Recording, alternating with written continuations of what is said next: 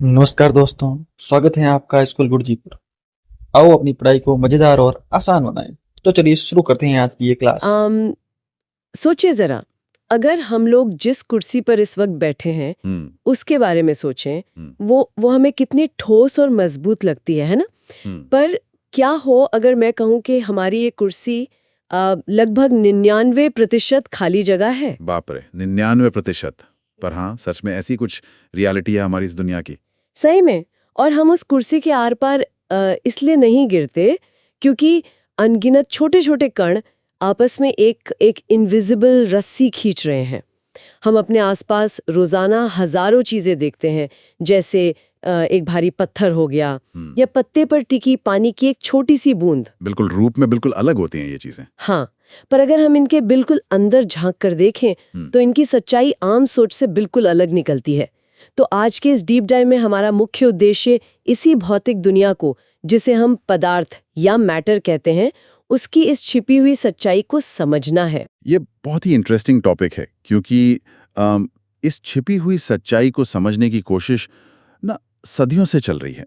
प्राचीन भारतीय दार्शनिकों ने, मतलब जो हमारे एंशिएंट फिलोसोफर्स थे, उन्होंने अपने आसपास की दुनिया को देखा और कहा कि हर चीज पंच तत्व से बनी है। ओ, जैसे वायु, पृथ्वी, अग्नि, जल और आकाश, राइट? एग्जैक्टली उनके मुताबिक चाहे कोई चीज सांस लेती हो या बेजान हो, उनका मूल इन्हीं 5 तत्वों में छिपा है। लेकिन आज का आधुनिक विज्ञान इसको थोड़ा अलग और ज्यादा सूक्ष्म नजरिए से देखता है। विज्ञान पदार्थ को उसके भौतिक और रासायनिक गुणों के आधार पर, मतलब फिजिकल और केमिकल प्रॉपर्टीज पर देखता है। तो बेसिकली हमारे सुनने वालों के लिए इस चर्चा का लक्ष्य ये जानना है कि जो हवा हमारे फेफड़ों में जा रही है या जो खाना हम पचा रहे हैं, वो आखिर अंदर से कैसी होती है ना? हाँ, और किस तरह काम करती है बिना किसी इंफॉर्मेशन ओवरलोड के। ओके, तो लेट्स अनपैक दिस। अगर हम इसके भौतिक स्वरूप से शुरुआत करें, मेरा मतलब है इसकी फिजिकल नेचर से, तो एक बहुत पुरानी बहस दिमाग में आती है। कौन सी बहस? पुराने समय में ना पदार्थ की बनावट को लेकर 2 अलग-अलग विचारधाराएं चलती थीं। कुछ लोगों का मानना था कि पदार्थ किसी लकड़ी के टुकड़े की तरह लगातार, मतलब कंटिन्यूअस होता है, यानी उसमें कोई छेद या टुकड़े नहीं होते। सही बात है। और दूसरा धारा कहता था कि नहीं, हर चीज रेत की तरह छोटे छोटे ढेर सारे कणों से, यानी पार्टिकल्स से बनी होती है। अब नंगी आंखों से देखें तो एक लोहे का टुकड़ा लकड़ी की तरह लगातार ही दिखता है। तो ये कैसे तय हुआ कि सच्चाई आखिर क्या है? इस पहेली को सुलझाने के लिए किसी बड़ी लेबोरेटरी की जरूरत नहीं पड़ती। हमारी एक आम रसोई घर का उदाहरण ही काफी है। अगर हम एक बीकर में एक निश्चित आयतन यानी फिक्स्ड वॉल्यूम का पानी लें, मान लीजिए हमने नापने की स्टैंडर्ड इकाई क्यूबिक मीटर या आम भाषा में मिलीलीटर का इस्तेमाल किया। मान लीजिए 100 मिलीलीटर पानी लिया। हाँ, उस पानी में हमने एक निशान लगा दिया कि लेवल यहां तक है। अब उसमें एक भरा हुआ चम्मच नमक डालकर घोल दिया। अगर पानी लगातार, मतलब लकड़ी की तरह ठोस होता और उसमें कोई खाली जगह ना होती, तो नमक मिलाने पर पानी का लेवल ऊपर उठना चाहिए था ना? वेट, पर असल में पानी का लेवल तो वहीं का वहीं रहता है। नमक घोलने के बाद भी पानी बीकर के निशान को पार नहीं करता। तो वो इतना सारा नमक आखिर छिप कहाँ गया? यही तो ट्विस्ट है। वो नमक इसलिए गायब हुआ क्योंकि पानी लकड़ी की तरह कंटीन्यूअस नहीं है, बल्कि छोटे छोटे कणों यानी पार्टिकल्स से बना है। और 2 कणों के बीच में खाली जगह होती है, जिसे हम रिक्ता स्थान कहते हैं। अच्छा। तो नमक के कण टूटकर पानी के कणों के बीच मौजूद उसी खाली जगह में जाकर बैठ जाते हैं। ये एक छोटा सा प्रयोग इस बात का सबसे बड़ा प्रमाण है कि हमारे आसपास का हर पदार्थ कणों से बना है। वाह! अगर मैं इसको एक डिजिटल फोटो की तरह सोचूं, जिसे हम जूम इन करते जाएं, तो आखिर में हमें छोटे-छोटे चौकोर पिक्सेल्स दिखते हैं।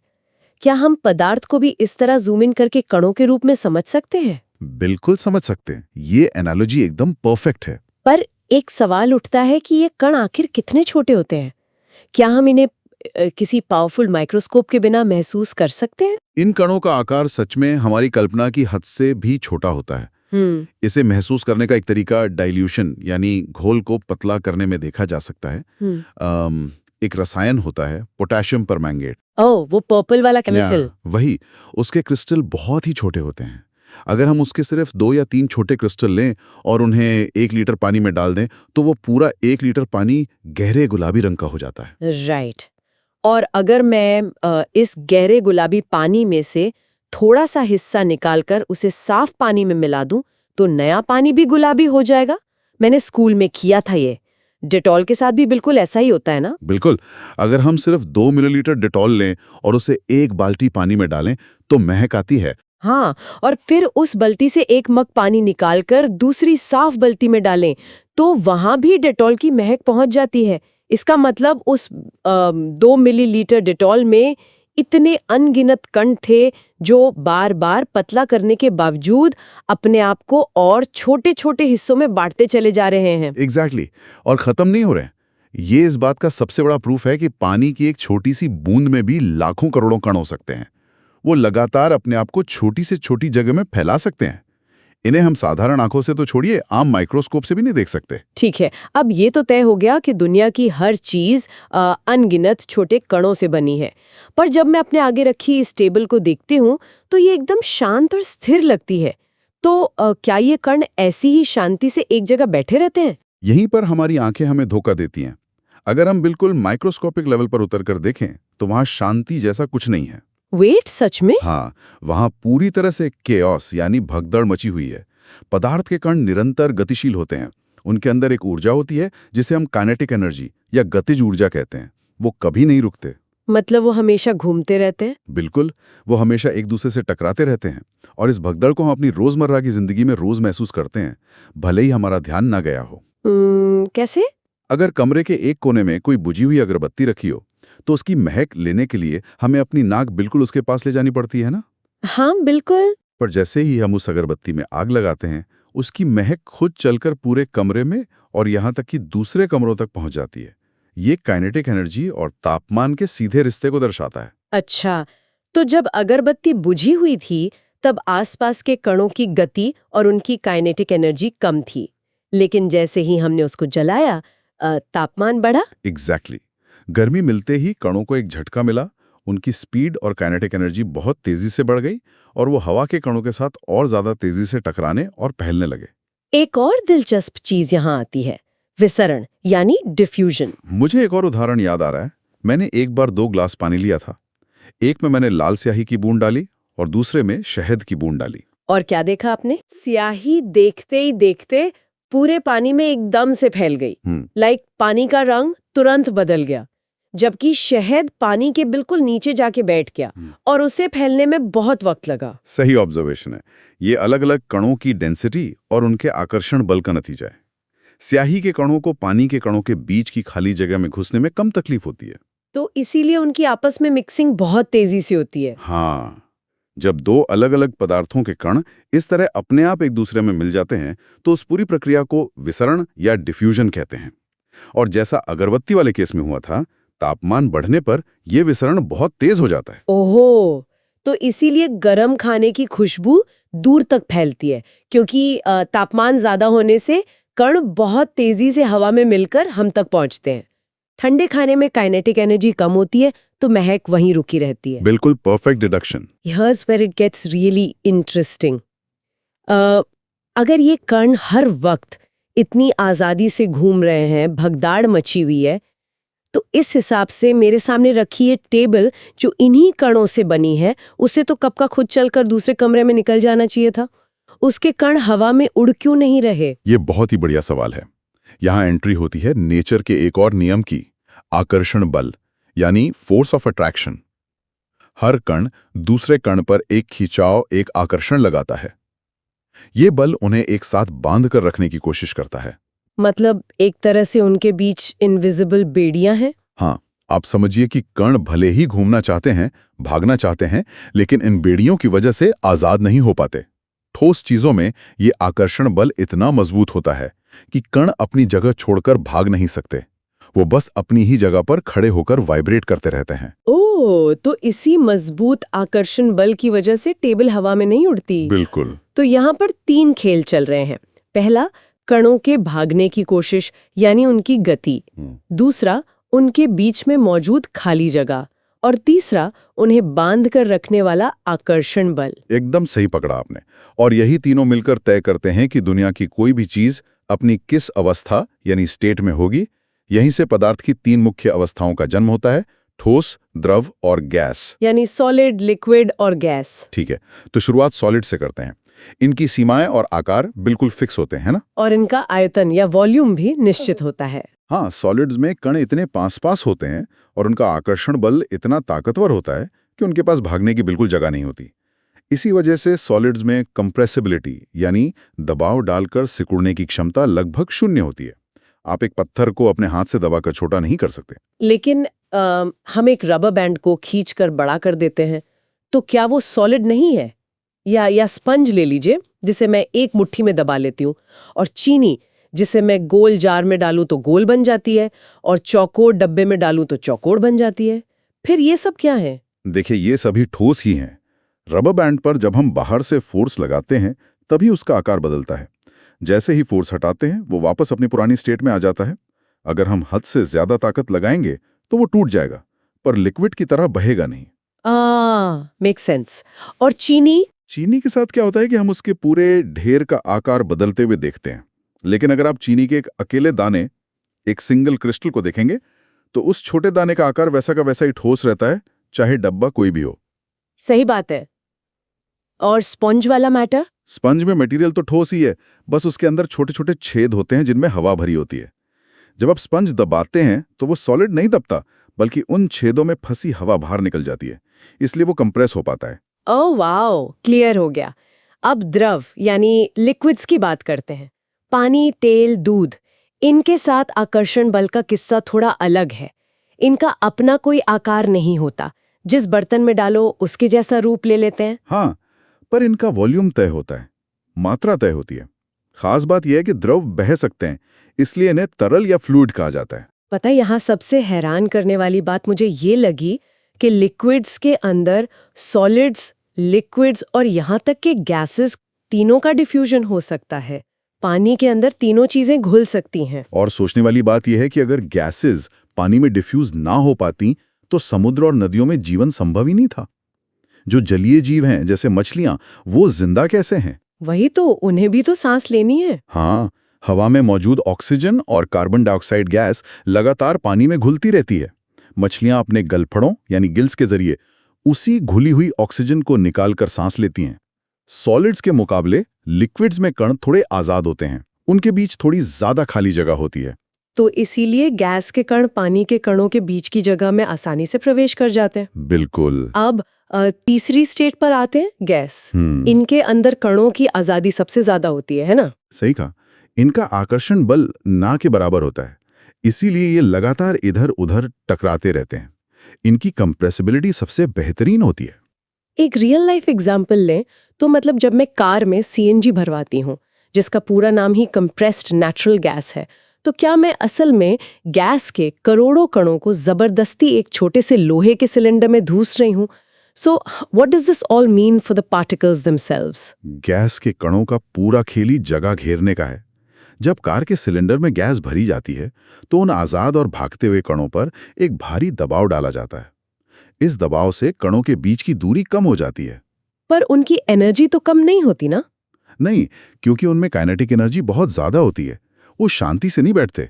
वो कण लगातार उस लोहे के सिलेंडर की अंदर की दीवारों पर पूरी ताकत से गोली की तरह टकराते रहते हैं। बाप रे। इसी टकराव की वजह से सिलेंडर के अंदर एक जबरदस्त प्रेशर यानी दाब पैदा होता है। और विज्ञान की भाषा में इसी दबाव को नापने के लिए हम पास्कल जैसी यूनिट का इस्तेमाल करते हैं, ताकि हमें पता चले कि सिलेंडर दीवारों पर कितना फोर्स झेल रहा है। अगर मैं इस सारी बात को जोड़ूं तो एक दिलचस्प नतीजा निकलता है। कणों के बीच की दूरी और आकर्षण बल तय करता है कि चीज ठोस होगी, द्रव होगी या गैस होगी। तो क्या इसका मतलब ये है कि अगर मैं किसी तरह कणों के बीच की इस दूरी और आकर्षण को मैनिपुलेट कर लूं, उन्हें कम या ज्यादा कर लूं, तो मैं उनकी स्टेट बदल सकती हूं? जैसे बर्फ को पानी और पानी को भाप बना सकती हूं? एकदम सही। और इस नेचर के मैकेनिज्म को मैनिपुलेट करने के दो सबसे बड़े रिमोट कंट्रोल हमारे पास हैं, तापमान और दाब, टेम्परेचर एंड प्रेशर। ओके। अगर हम तापमान की बात करें, जिसे स्टैंडर्ड भाषा में केल्विन में नापा जाता है, तो यह आकर्षण बल को तोड़ने का सबसे बड़ा हथियार है।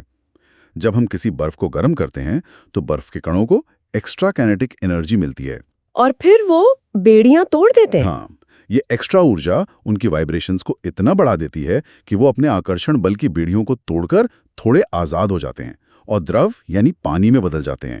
जिस स्पेसिफिक तापमान पर बर्फ पिघलती है उसे हम उसका मेल्टिंग पॉइंट या गलनांक कहते हैं। और जब पानी को गर्म करके उबाला जाता है तो वो और आजाद होकर भाप यानी गैस बन जाता है, जिसे बॉइलिंग पॉइंट या क्वथनांक कहते हैं।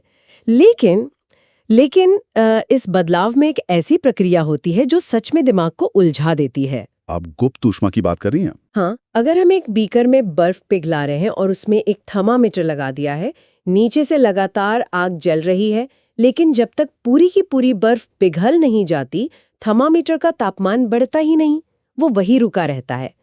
तो नीचे से जो आग की गर्मी जा रही है वो गायब कहाँ हो रही है? यही तो नेचर का मैजिक है। ये गुप्त ऊष्मा यानी लेटेंट हीट फिजिक्स का एक बहुत ही खूबसूरत हिस्सा है। वो गर्मी गायब नहीं हो रही, वो एक बड़े मिशन में लगी हुई है। कैसा मिशन? थर्मामीटर तापमान तब दिखाता है जब कणों की गतिज ऊर्जा बढ़ती है, लेकिन यहाँ जो आग से एनर्जी जा रही है वो गति नहीं बढ़ा रही, बल्कि उन पार्टिकल्स के बीच के मजबूत आकर्षण बल को तोड़ने में लग रही है। ओह, उनको जेल ब्रेक करवाने में? बिल्कुल। उस ऊर्जा ने आकर्षण बल की बेड़ियां तोड़ने की कीमत चुकाई है। इस छुपी हुई गर्मी को लेटेंट हीट ऑफ फ्यूजन यानी संगलन की गुप्त ऊष्मा कहते हैं। तो गुप्त ऊष्मा को हम एक तरह का हिडन टैक्स समझ सकते हैं, है ना? जब बर्फ पानी बनना चाहती है तो उसे अपनी पुरानी स्टेट की बेड़ियां तोड़ने के लिए ये टैक्स देना पड़ता है। बिना ये टैक्स चुकाए कण अपनी आजादी नहीं पा सकते। ये उपमा बिल्कुल ठीक है। और मजे की बात यह है कि पानी जब भाप बनता है वहां भी यही होता है। जब तक सारा पानी भाप ना बन जाए तापमान 100 डिग्री पर ही अटका रहता है। ये लेटेंट हीट ऑफ वेपराइजेशन का टैक्स है। और यही वजह है कि अगर हमारे हाथ पर 100 डिग्री का उबलता हुआ पानी गिरे तो दर्द होगा, पर अगर 100 डिग्री की भाप गिरे तो जलन और भी भयानक होगी, क्योंकि भाप के कणों में उस तापमान के साथ साथ वो एक्स्ट्रा हिडन टैक्स वाली गुप्त ऊष्मा की ऊर्जा भी शामिल होती है जो पानी में नहीं होती। एकदम परफेक्ट पॉइंट पकड़ा आपने। और इसी दिशा में एक और कदम आगे बढ़ाते हैं। कुछ पदार्थ ऐसी बेड़ियां तोड़ते हैं कि उन्हें पानी बनने की जरूरत ही नहीं पड़ती। सीधे सॉलिड से गैस। हाँ, उन्हें हम ऊर्ध्वा पतन या सब्लिमेशन की कैटेगरी में रखते हैं। ये एक तरह का वीआईपी पास है। कैम्फर यानी कपूर या नैफ्थलीन की गोलियां जो हम कपड़ों में रखते हैं। हाँ, गोलियां अपने आप गायब हो जाती हैं। एग्जैक्टली। इन्हें जब गर्मी मिलती है तो ये ठोस से लिक्विड बनने का रास्ता छोड़कर सीधा गैस में बदल जाते हैं और ठंडा करने पर गैस से वापस सीधे ठोस बन जाते हैं, जिसे निक्षेपण या डिपोजिशन कहा जाता है। अमेजिंग। अब अगर गर्मी पदार्थ के कणों को दूर भगा रही है और उन्हें आजाद कर रही है तो इसका दूसरा रिमोट कंट्रोल यानी दाब या प्रेशर जरूर उनको जबरदस्ती पास लाता होगा। क्या इसका मतलब ये है कि अगर मैं हवा के कणों को बहुत जोर से दबाऊं तो वो लिक्विड बन जाएगी? ये तो किसी जादू जैसा लगता है। दाब का नियम वाकई में कुछ ऐसा ही काम करता है। अगर हम एक सिलेंडर में गैस लें और उस पर पिस्टन से बहुत ज्यादा प्रेशर डालें और साथ ही तापमान को बहुत कम कर दें ताकि उनकी आज़ादी या एनर्जी कम हो जाए, तो क्या होगा? तो गैस के कण मजबूरी में इतने पास आ जाते हैं कि वो वापस आकर आकर्षण बल में बंध कर लिक्विड यानी द्रव में बदल जाते हैं। वाह! तो ये तापमान और दाब की पूरी कहानी हो गई स्टेट चेंज की। पर अब मुझे जमीन पर आती एक प्रैक्टिकल समस्या दिख रही है। बोले। अभी हमने बात की कि पानी को गैस या भाप बनने के लिए उबालना पड़ता है, यानी बॉइलिंग पॉइंट तक जाना पड़ता है। लेकिन अगर बारिश के बाद सड़क पर पानी भरा हो या हम रस्सी पर गीले कपड़े सुखाने डालते हैं तो वहां पानी बिना किसी आग के, बिना उबले ही हवा में उड़ जाता है, कपड़े सूख जाते हैं। ये पानी बिना बॉईल हुए गैस कैसे बन गया? इस प्रक्रिया को हम वाष्पीकरण या इवेपोरेशन कहते हैं, पर ये अंदर से काम कैसे करती है? बॉइलिंग और इवेपोरेशन दोनों गैस बनाने के तरीके हैं, पर दोनों के काम करने का ढंग बिल्कुल अलग है। बॉइलिंग एक ऐसी प्रक्रिया है जो पूरे बर्तन के पानी में एक साथ होती है, नीचे से ऊपर तक। पर वाष्पीकरण एक सरफेस फिनोमेना यानी सतही प्रक्रिया है। सतही मतलब सिर्फ ऊपर की लेयर? हाँ, नदी, तालाब या गीले कपड़े में जो पानी होता है उसकी सतह पर यानी बिल्कुल ऊपर वाली लेयर पर जो कण होते हैं उन पर दूसरे कणों का आकर्षण बल थोड़ा कमजोर होता है। अच्छा, उन्हें हवा या धूप से थोड़ी सी भी गर्मी मिलती है तो उनकी काइनेटिक एनर्जी इतनी बढ़ जाती है कि वो बचे हुए अट्रैक्शन फोर्स को तोड़कर आजाद होकर हवा में उड़ जाते हैं। और इसी वाष्पीकरण की रफ्तार बढ़ाने के लिए हम रोजमर्रा में कई चीजें करते हैं ना, जैसे सरफेस एरिया यानी क्षेत्रफल का खेल। हम कपड़ों को गोली बनाकर रस्सी पर नहीं डालते, हम उन्हें फैलाकर सुखाते हैं ताकि पानी के ज्यादा से ज्यादा कण सतह पर आएं और हवा में उड़ने के लिए तैयार हों। एकदम सही कहा। तापमान तो है ही, धूप तेज होगी तो एवेपोरेशन जल्दी होगा। पर इसमें एक तीसरा फैक्टर भी है, आर्द्रता यानी ह्यूमिडिटी। वो कैसे इफेक्ट करता है? हवा के पास पानी को पकड़कर रखने की एक लिमिट होती है। बारिश के दिनों में जब हवा में पहले से ही बहुत ज्यादा नमी और पानी के कण मौजूद होते हैं, तो नए पानी के कणों के लिए हवा में जगह बचती ही नहीं है। इसीलिए उमस भरी गर्मी या बारिश में कपड़े सूखने में बहुत वक्त लगता है। हाँ, वही अगर पवन यानी हवा की गति तेज हो तो वो सतह के पास मौजूद नमी को अपने साथ उड़ा ले जाती है, जिससे कपड़ों से और पानी हवा में मिलने लगता है और वो जल्दी सूख जाते हैं। Okay, let's unpack this. अगर इसको ध्यान से देखें तो इस वाष्पीकरण के कॉन्सेप्ट में एक ऐसी चीज छिपी है जिसने इंसान को पूरी दुनिया में जिंदा रखने में सबसे बड़ी मदद की है। इवेपोरेशन कॉजेस कूलिंग, यानी वाष्पीकरण से ठंडक मिलती है। सही जा रही हैं आप। गर्मियों में जब हमारा शरीर बहुत गर्म होता है तो हमें पसीना आता है। पसीना सतह पर यानी हमारी स्किन पर आता है। फिर वो पसीना हवा में उड़ने के लिए यानी वेपराइज होने के लिए गर्मी कहाँ से लेता है? वो गर्मी हमारी स्किन से चुरा लेता है। बिल्कुल, वो कण सबसे ज्यादा एनर्जी लेकर हवा में निकल जाते हैं और पीछे बचे हुए शरीर का तापमान कम हो जाता है। और मुझे समझ आया कि गर्मियों में पंखे के नीचे पसीना सूखने से इतनी राहत क्यों मिलती है। ये सिर्फ घूमती हुई हवा का कमाल नहीं है, ये एक पूरा फिजिक्स का फिनोमिना है जो हमारी स्किन से लगातार गर्मी सोख रहा है। ये हमारे शरीर का अपना बायोलॉजिकल एयर कंडीशनिंग सिस्टम है और इसी सिस्टम का सही इस्तेमाल करने के लिए हमें गर्मियों में सूती कपड़े यानी कॉटन क्लोथ्स पहनने को कहा जाता है, क्योंकि कॉटन पानी सोखता है। हाँ, कॉटन पानी का बहुत अच्छा एब्जॉर्बर होता है। वो हमारे पसीने को जल्दी सोख कर बाहरी हवा के संपर्क में ला देता है, जिससे वाष्पीकरण बहुत तेजी से होता है और हमारे शरीर का तापमान कंट्रोल में रहता है। एक आखिरी हैरान करने वाला रोजमर्रा का ऑब्जर्वेशन भी ले लेते हैं। कई बार हम फ्रिज से बर्फीले पानी की बोतल या ग्लास निकालकर टेबल पर रखते हैं और थोड़ी देर में ग्लास के बाहर पानी की छोटी छोटी बूंदें जमा हो जाती हैं। बचपन में लगता था कि ग्लास थोड़ा लीक कर रहा है। बहुत बच्चों को यही लगता है। पर असल में ये उल्टा कंडेंसेशन चल रहा होता है। हवा में जो पानी के आजाद और गर्म कण हवा में घूम रहे थे, वो अचानक एक बर्फीली सतह से टकराते हैं। टकराते ही उनकी सारी काइनेटिक एनर्जी छीन ली जाती है, उनकी गति रुक जाती है और आकर्षण बल उन्हें वापस से लिक्विड यानी पानी बनाकर ग्लास के बाहर चिपका देता है। तो वो ग्लास के अंदर का पानी था ही नहीं, वो हमारे आसपास की हवा में छिपा हुआ पानी था। तो इस पूरी चर्चा का एक नतीजा निकलता है। हमारे आसपास की दुनिया, चाहे वो जितनी शांत, ठोस या स्थिर दिखे, असल में एक छुपे हुए केओस, एक लगातार डांस करते हुए कणों का मेला है।